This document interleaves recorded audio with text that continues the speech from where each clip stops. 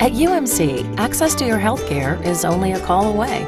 Dial 74-NURSE for free, instant medical advice from experienced and trusted UMC nurses, 24 hours a day. Learn more at umchealthsystem.com.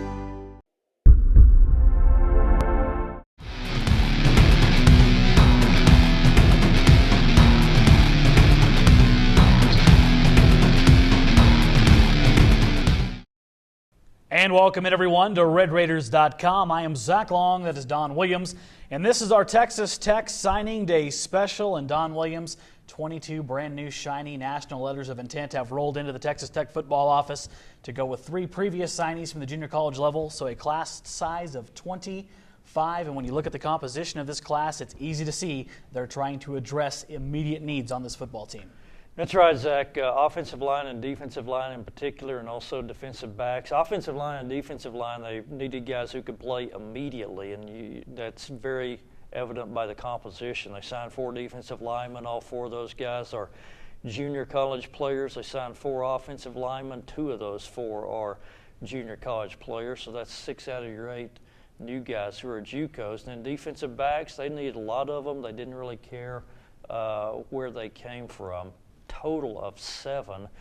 You know, this is a program that's lost 7 starting defensive backs over the last 2 years. So they've graduated a lot of numbers, and they're trying to replenish those numbers. That's the reason why you see 7 DBs signed today. Cliff Kingsbury said that's one reason. Another reason is he didn't feel like they covered kicks and punts well last year, so he wanted more athletes to put on those special teams, and that's why you see all the DBs that they can land today. Now, this is technically really the first full year that Cliff Kingsbury and his staff have been able to recruit. You know, last year was a very short notice situation, but you could tell today Kingsbury very happy with this signing class, including a quarterback, White House, Texas product, Patrick Mahomes. But no, excited about Patrick. Dynamic athlete, you know, 3-sport star there at White House, big-time major league prospect in baseball, and is a winner. You know, you watch him play, and he willed his team to victories over and over. 6'3", 220, very athletic, great at extending plays, big-time arm, and really think he's just scratching the surface with having played different sports throughout the year. When he really focuses on football the majority of the time, I think you're going to really see him take off of that position. Now, Don, as always with National Signing Day, there's always a little bit of drama. Some kids drop, and you also may get some surprises. Not a lot of major action day for Texas Tech, but there were a few changes from what we expected. Yeah, probably the biggest surprise was Texas Tech got an addition to their class from what their commitment list was going into National Signing Day. The addition is Michael Coley from Irving High School. He's 6'2", maybe 6'3", 192 pounds already. Going into signing day, he had scholarship offers from Vanderbilt, Louisiana Tech, Texas San Antonio, and I think Washington also had shown interest in him late. Didn't really expect Texas Tech to sign him, but Tech coaches really raved about him. Kevin Curtis and Dave Wallerstedt compared him, or Matt Wallerstedt, I should say, compared him a little bit to Justice Nelson, the kid out of Dallas Christian that they signed last year that nobody really expected a whole lot of, and lo and behold, at the end of the season, he's a starter for you. So that's the guy to keep an eye on. He had a big senior season. Again, that's Michael Coley. And then they lost 3 players who were committed to Tech at different times.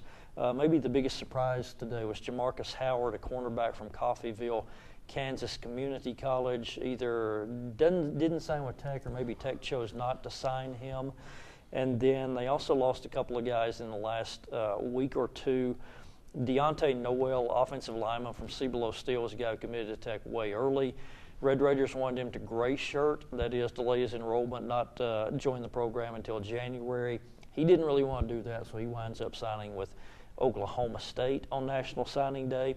And probably the most late defection was a kid named Ladarius Kidd, a defensive lineman, high school defensive lineman from Mississippi. I think they liked him as a prospect, but I think there were some family considerations there. His mother wanted him to stay closer to home, and so he wound up signing with Louisiana Lafayette.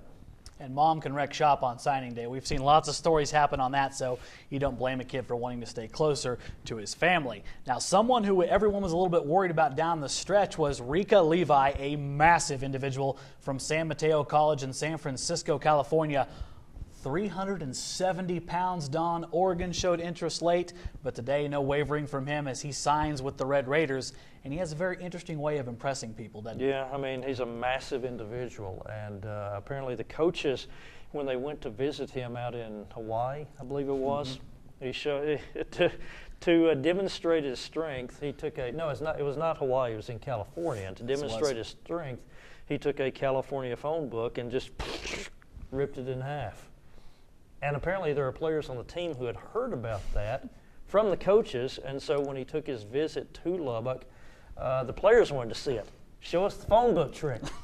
And so he grabs the phone book and rips it apart. So this is a guy who is a brute strength. He is a prototype nose guard, much bigger than anybody that Texas Tech had playing on the defensive line last year. You said 370. Now they listed him at 350. Matt Wallerstedt today said 360. You said 370. But Mike Smith, the co-defensive coordinator for Texas Tech, said Rico Levy, when he weighed in on his visit, was 379. 379. That's a run stopper, Don. That's a run stopper. Here's the thing, though. You hear that and you think, oh, man, he's way too big. No. There's no way he can play. But the coaches don't seem too bothered by what size he is. We got a photo of him up right now. You can see this dude is put together, and that's something that they needed desperately. And there's no doubt about it. He's going to start from day one if you listen to this coaching staff. Yeah. Now, like I say, Matt Wallerstedt said he thought he was about 360, and said as long as he stays, he's played at 350 and done well at 350. So as long as he shows up at about that size, he'll be fine. He'll be happy with him. And obviously, he feels like he will give them something that they didn't have last year on the defensive line. That was, bulk to stop the run.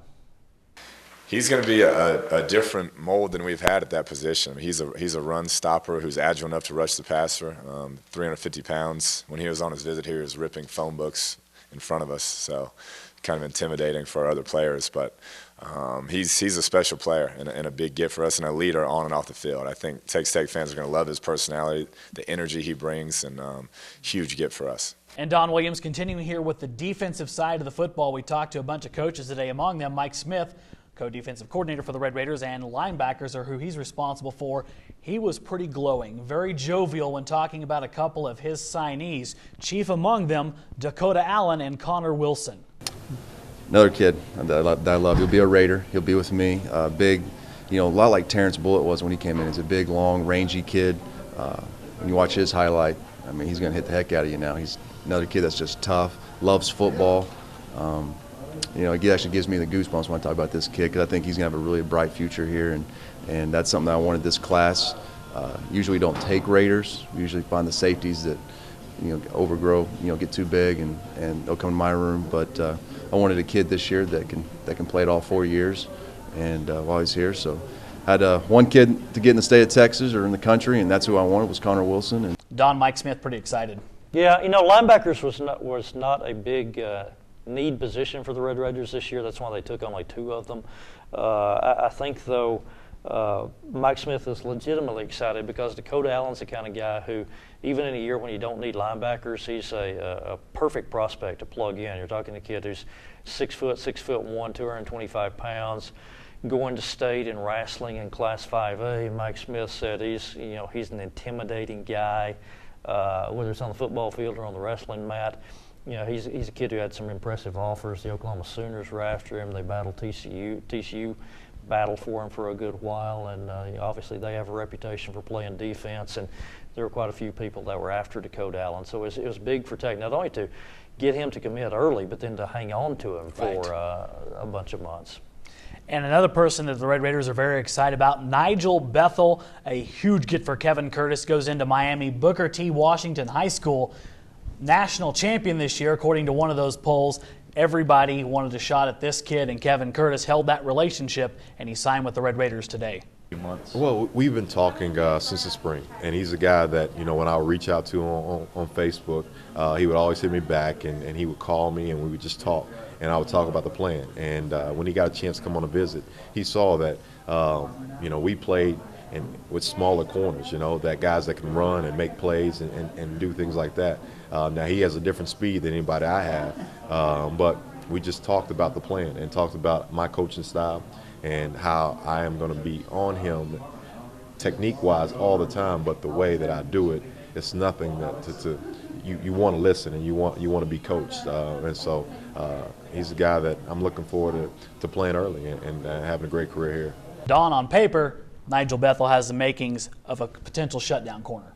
That's what you hope. I mean, that is a phrase that gets thrown around a whole lot, and a lot of guys who you hope are shutdown corners aren't really that, because it's a very rare breed who can actually do that. Right. But the thing that Nigel Bethel does have is extraordinary speed. I mean, he's a terrific track guy as well. And I think Kevin Curtis might have even said he's maybe as fast as faster than anybody he's got. And the other thing that he really likes about him is, and you mentioned it, coming from Washington High School in Miami, they won back-to-back state championships. And I was looking at today, off of that team, they had a defensive end signed with Miami, a quarterback signed with Florida, a wide receiver signed with West Virginia, and another defensive end that was committed to Miami. And haven't seen yet whether he is signed, but it's a team that had a ton of Division I talent. And Kevin Curtis said, so Nigel Bethel is used to facing speed every day on his own practice field, and said that will enable him to be maybe a little bit further along and come in and have a chance to play a little bit sooner, because he's used to seeing some Division I college athletes already. Yeah, I saw a tweet earlier today said potentially that Miami Booker T. Washington team, possibly 16 kids could sign off of that roster. That's pretty deep in talent pool. And speaking of deep in talent pool, let's go over to the offensive side, and really one of the better feel-good stories, I guess, of this Tech recruiting class. How about Justin Stockton, the running back out of Cibolo Steel, San Antonio? And really what's, I guess, the amazing part of this is his former head coach, Mike Jinks, now the running back coach for the Red Raiders, and this was really instrumental in landing this running back to the Red Raiders. Well, actually, his freshman year, the first touch we gave him about week 8, he went about 80. And then a lot of people don't remember this from we won the state championship at Cibolo Steel in 2010. Malcolm Brown got dinged up about the second quarter, and that kid toed the mail from the second and third quarter until the fourth quarter of that ball game as a 14-year-old young man. And at that point, we knew he had a chance to be something great. So just blessed and fortunate to get him on board. Don, you can see right there that relationship really landed that running back for Texas Tech. Yeah, and another thing that surprised me about that is I asked Mike Jinks, since you had that long-term relationship with Justin Stockton, once you got him committed early, did you worry about keeping him in the class versus defecting? And I thought I expected him to say, oh no, once he committed, we've known him so long, right? He was going to be a lead pipe cinch lock. But he said just the opposite. He said, oh yeah, it was definitely a worry.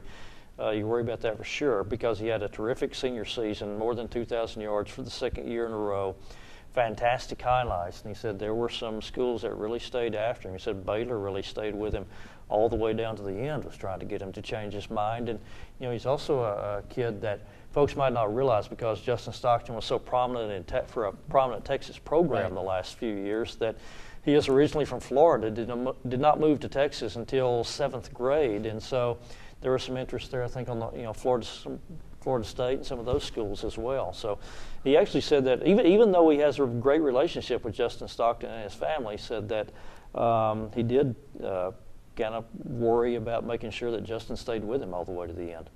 Absolutely, and we're going to take a break right now. When we come back, Landon Wright from Wreckham247.com will join us, and he's going to go through some of the highlights of this Texas Tech class. We'll be right back on the Texas Tech National Signing Day special. Hey everyone, Zach Long from West Texas Outdoor Adventures. You know what this bad boy is next to me, the world famous Yeti cooler. This particular Tundra 110 Yeti cooler can be yours, courtesy of our good friends at Hearst Farm Supply and AJ Media. If you want a chance at this Yeti cooler, it's as simple as going to LubbockOnline.com, subscribe, or activate by February 28th to be entered into a drawing. And folks, this cooler is just the tip of the iceberg. We're also giving away 3 $150 gift cards. And hey, if you've already activated your account, you're automatically entered into the drawing for the Yeti cooler. So it's simple, folks. Head over to LubbockOnline.com, click on the big red Activate button for your chance to be the envy of your next outdoor adventure, courtesy of our friends at Hearst Farm Supply and AJ Media.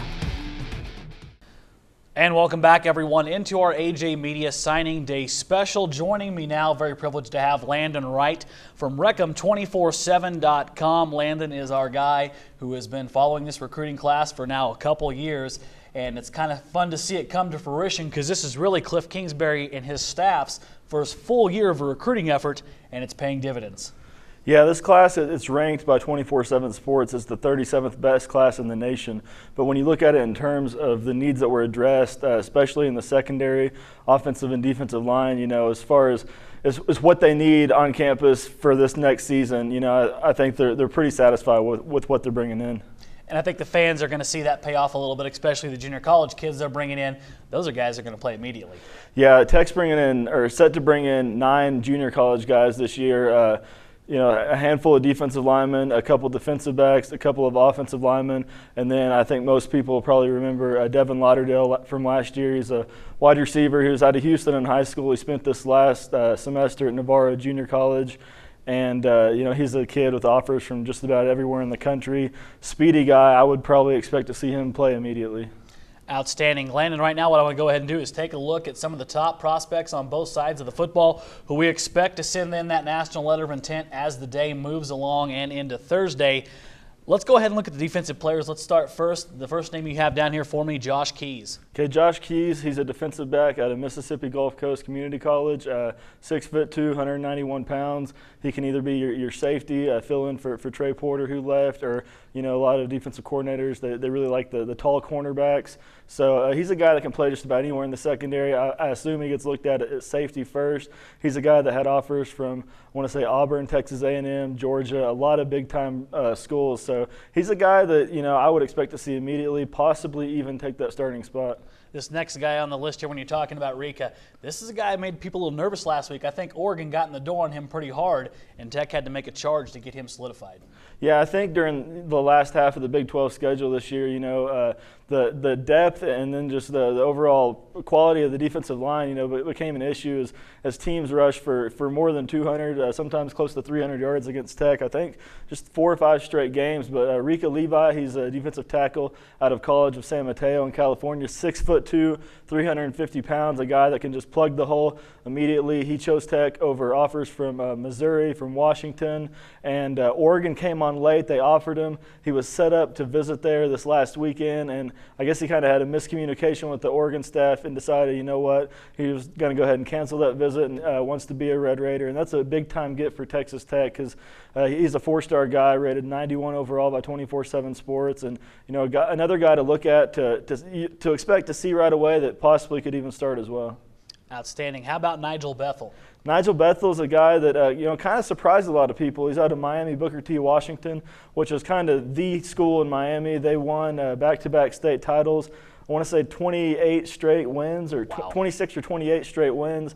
He's a 3-star recruit by our service, 4-star by some services, but he's a guy that flipped from the Miami Hurricanes. He visited Tech back in September, and I know cornerbacks coach Kevin Curtis was a big-time key in landing him, but he had offers from Miami, from Florida State, from Cincinnati, West Virginia, Georgia. Lots of big-time programs really wanted this guy. So, he's a guy that if he's ready to play, I think you'll see him this next year. But a lot of that just kind of depends on how they show up when they get to Tech. And, looking at this last class, there were a few guys that made impacts this year. Receiver Carlos Thompson and cornerback Justice Nelson. Neither of them, were really expected to come in and play as true freshmen, but both of them did. So, ratings could go a long way, but then again, at the end of the day, they're not everything. It's just a lot about work ethic and who kind of fits the system first. And I think this coaching staff has proved if you have that work ethic, they're going to give you an opportunity.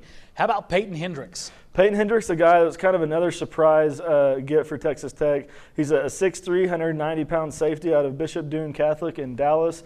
And Tech was in his top 3 with Notre Dame and Arkansas, and we have a feature at 24/7 Sports called the Crystal Ball where we kind of predict where recruits are going to go, and no one really saw him coming to Tech, but at the end of the day, I think he wanted to stay close to home. I know that safeties coach Trey Haverty was real big in bringing him on board, but he's a guy that, like I said, Notre Dame and Arkansas wanted him, Stanford wanted him, lots of programs, several ranked programs. I know Missouri wanted him, so he's a guy, you're looking for a lot of needs you need to fill in the safety spot. spots. You're bringing in, 5 safeties in this class. But whoever separates themselves among that bunch, possibly even 2 guys, I think we'll probably see some meaningful minutes this year.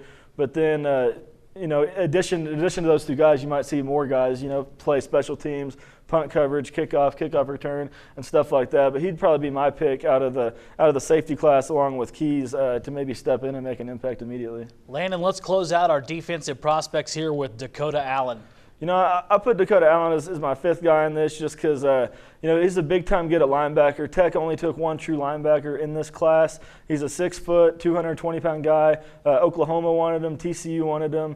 Illinois wanted him. Colorado wanted him, and I know Oklahoma and TCU have been some of the better defenses in the Big 12 the last few years, so big time get for them, especially just to fill that 1 spot. He's just a machine at forcing turnovers, had a few interceptions, a few forced fumbles, fumble recoveries, defensive touchdowns this season for Humble Summer Creek, and I believe he said that Coach Mike Smith told him that he expects him to come in and see the field this year because he can kind of play inside and outside both. He's real quick. He's a hard hitter. And if you watch some of his film, he's always around the football. I know in our system we might have had a few guys rated a little bit higher than him, but it kind of goes to those safeties I was talking about. You got 5 safeties, 5 safeties that a lot of schools wanted, really.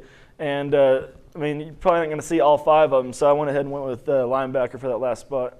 Landon, the Red Raiders, known for a little bit of offense around these parts. Let's go ahead and look at top 5 prospects on the offensive side of the ball, and we'll start first with a name that should be very familiar to Texas Tech fans, Devin Lauderdale. Yeah, I mentioned Lauderdale earlier in this video, and Lauderdale is out of Houston Bel Air in high school and played at Navarro this past season. And I want to say he had more than 20 yards per catch. And did some work on kickoff returns too, I believe. But he's just a speedy guy. He kind of compares himself to Jakeem Grant, from talking to him. Just kind of undersized guy, plays with a chip on his shoulder, very shifty and just very fast. He's a guy that Alabama wanted, Auburn wanted, Notre Dame wanted, Texas A&M wanted. You can just kind of go down the list that UCLA wanted. All these top schools were after him, in the 2013 recruiting class. And I remember last year at the recruiting review, I think it was Eric Morris, but he said that he had to kind of get up on a table and showcase some dance moves to keep this guy on board. But, I would expect to see him right away, and possibly even take one of the outside receiver spots, just because he's that good. But I think he'll factor in right away for sure. Speaking of factoring in right away, the quarterback position at Texas Tech has been very much in the news over the offseason. A lot of drama there. They, of course, lose Baker Mayfield and Michael Brewer. So now the question being, you're left with Davis Webb. So this young man right here, Patrick Mahomes, a lot of focus on the kid from White House, Texas. Yeah, Mahomes, when Cliff Kingsbury took over the job, Texas Tech actually had a 4-star quarterback from Florida committed, DJ Gillens, and immediately Kingsbury's focus went entirely to getting Patrick Mahomes on board, to bringing in him, and just – I guess Gillens kind of got the idea that he wasn't the top priority anymore, and he's since committed to Wisconsin. But Mahomes was a Class 4A MVP of all Class 4A by the Associated Press, first team All-State, just had ridiculous numbers this season, threw for more than 50 touchdowns. I want to say he only had 9 interceptions too, but he's the guy that picked Texas Tech over Oklahoma State and Rice. But you would think a lot more schools would have gotten in the mix with him had he not pledged so early. He'd been pledged, I think he pledged the day after the spring game back in April, but just, has a lot of talent in the world. He's also talented in baseball too. He's a guy that's expected to be taken in a high round in the upcoming baseball draft too, but he's told me that he fully intends to come to Texas Tech, and you would think he would come in right away and be the number 2 quarterback. So he's a guy, ideally you would want a red shirt, a freshman that comes in, right. But if Webb goes out for 1 series even, you got to have someone that can come in that knows what he's doing, that's capable of, having the least amount of drop-off possible at that position. And I know there's a few walk-ons coming at that position too, but I think Mahomes would definitely be the favorite to take that number 2 spot. Definitely someone that Tech fans are going to keep their eyes on during fall practice. Next up on our offensive rundown here, how about Ian Sadler? Ian Sadler's a receiver out of Argyle. He's done a little bit of everything for them. He let's see, this last season, he led them to a state championship game. In the state championship game, he had 4 of their, I think, 5 touchdowns. had a punt return, I think a couple runs, and maybe a receiving touchdown as well. But he's a guy who wasn't as highly recruited as you thought he would be. Had offers from Iowa State, Minnesota, and then some smaller schools such as North Texas. But he's just been a machine the last few years. I've heard people compare him to Wes Welker, to Danny Amendola, even to Eric Morris. Kind of the smaller, shiftier, just smart, tough players that the Red Raiders have had over the years. And he's a guy that I think might surprise some people. I know some of the other services have went ahead and bumped him up to 4 stars, and I want to say ESPN even had him as the top recruit in this class, this entire class at one point. Despite the more prestigious offers and everything, but. He's a guy that, like I said, might factor in right away at punt return, could even see some time at inside receiver. This next young man, a running back, he's been committed to Texas Tech for quite some time, Justin Stockton. Justin Stockton is just a beast. If you watch him, he's a guy that running backs coach Mike Jinks coached in high school at Cibolo Still, and got on him right away. I mean, that was, I think, one of the first moves Coach Jinks made was getting Stockton to Tech. He actually committed in January of last year before this last class was official, was signed and everything. But he's a guy that Oklahoma wanted. I want to say UCLA wanted him, Boise State, Baylor, and another guy that would have been more highly recruited had he not been so solid so quickly. But he rushed for more than 2,100 yards and 38 touchdowns just this year in a all San Antonio area All-Star game. He had 5 touchdowns. 3 of those were kick return touchdowns and two runs, but he's just been dominant. Had almost 12 yards a carry. Was a first-team All-State selection by the Associated Press.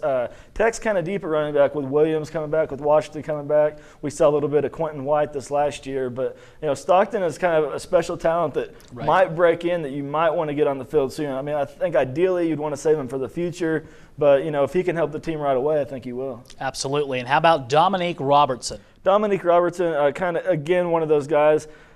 I picked him as part of this top 5 just because of the impact he's expected to make. He's supposed to come in and compete for one of the offensive tackle spots, 6'5", 300 pounds, out of Riverside Community College. He's a guy that the new special teams coach, Darren Chavarini, helped bring in, and he's a guy that Texas A&M wanted, Arizona State wanted, Kansas State. He's actually committed to Kansas State about 7 or 8 days before he switched over to Texas Tech. But with the need on offensive line, the situation with Rashad Fortenberry's up in the air, whether or not he'll be granted a medical red shirt and be back this season. And then, the news about Bill Carpenter. So he's the guy they're expecting to immediately be in the rotation, and I think they're expecting him to step up and start. So it's kind of on him for him to go in and do that. But kind of, again, like by our ratings, he wasn't the 5th best offensive guy, but in terms of need, in terms of immediate impact, I had to go ahead and include him in this list and tell you all about him, because I think you'll be seeing him in 2014.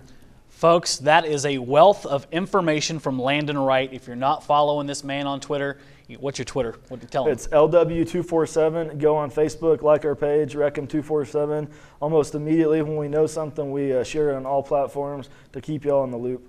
Landon, one of the best at what he does and keeps us informed on Texas Tech recruiting. We're going to step aside right now. We'll be right back with a lot more analysis of the Texas Tech recruiting class here on the AJ Media Signing Day Special.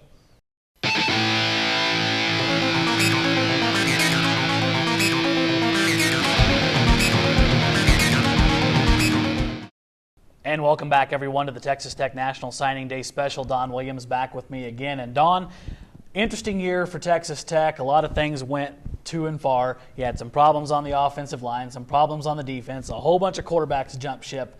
So today, this signing class was very important to address those needs.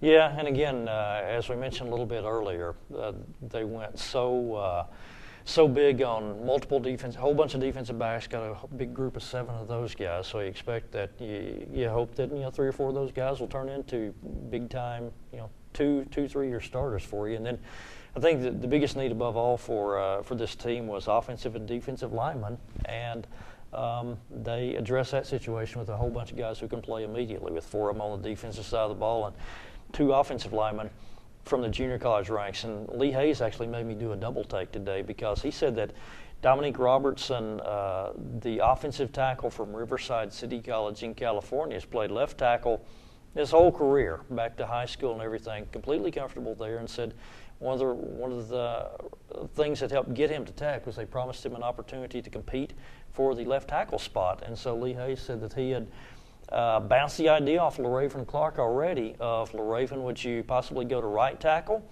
or would you consider going back to an offensive guard where you're a freshman All-American 2 years ago?